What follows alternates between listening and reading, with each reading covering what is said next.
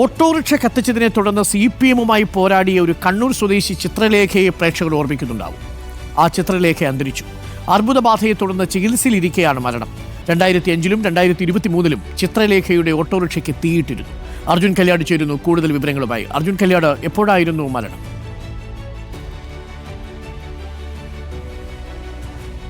അരുൺകുമാർ, ഇന്നലെ രാത്രിയോടുകൂടിയായിരുന്നു ചിത്രലേഖയുടെ മരണം സംഭവിച്ചത്. 2004-ൽ പയ്യന്നൂർ എടാട്ടെ ഓട്ടോ സ്റ്റാൻഡിലേക്ക് ഓട്ടോറിക്ഷയുമായി ഈ ചിത്രലേഖ എത്തിയ സമയത്ത് CATU-വുമായി ഒരു തർക്കമുണ്ടാവുകയും അതിനെ തുടർന്ന് 2005-ൽ ചിത്രലേഖയുടെ ഓട്ടോ കത്തിക്കുകയും ചെയ്തിരുന്നു. ആ സംഭവത്തിന് ശേഷമാണ് ചിത്രലേഖ വലിയ തോതിൽ ശ്രദ്ധിക്കപ്പെടുന്നത്. CPM-ഉമായി നിയമപോരാട്ടം ഉൾപ്പെടെ രാഷ്ട്രീയപരമായ പോരാട്ടം ഉൾപ്പെടെ നടത്തുകയും ചെയ്തിരുന്നു ചിത്രലേഖ.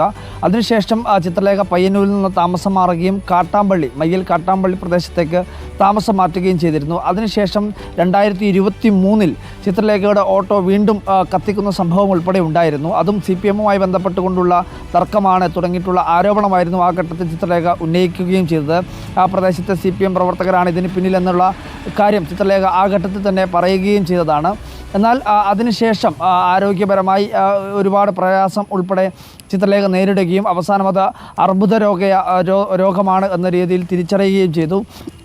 കഴിഞ്ഞ കുറച്ചു നാളുകളായി ചിത്രലേഖ അർബുദ രോഗബാധയെ തുടർന്ന് ചികിത്സയിലാണ്. വലിയ തോതിൽ സാമ്പത്തിക പ്രയാസം ഉൾപ്പെടെ ചിത്രലേഖ അനുഭവിക്കുകയും ചെയ്തിരുന്നു.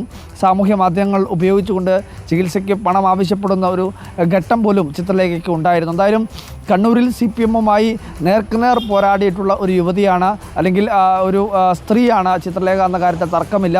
നിയമപോരാട്ടം ഉൾപ്പെടെ ഈ ഓട്ടോറിക്ഷ കത്തിച്ചതുമായി ബന്ധപ്പെട്ടുകൊണ്ടുള്ള നിയമപോരാട്ടം ഉൾപ്പെടെ ചിത്രലേഖ നടത്തുകയും ചെയ്തിരുന്നു. അത് CPM-നെ വലിയ തോതിൽ പ്രതിരോധത്തിലാക്കുകയും ചെയ്തിരുന്നു ആ ഘട്ടങ്ങളിലെല്ലാം. അപ്പോൾ ആ ചിത്രലേഖയാണ് ഇപ്പോൾ മരണപ്പെട്ടിരിക്കുന്നത്. മൃതദേഹം നാളെയോടുകൂടി കണ്ണൂരിലേക്ക് എത്തിക്കും. ഇപ്പോൾ കോഴിക്കോടാണ് മൃതദേഹമുള്ളത്. കോഴിക്കോട്ടെ സ്വകാര്യ ആശുപത്രിയിലാണ് മൃതദേഹമുള്ളത്. നാളെ രാവിലെ 10:30-നാണ് പയ്യാമ്പലത്ത് ശവസംസ്കാര ചടങ്ങുകളെല്ലാം നടക്കുകയും ചെയ്യുക. അരുൺ.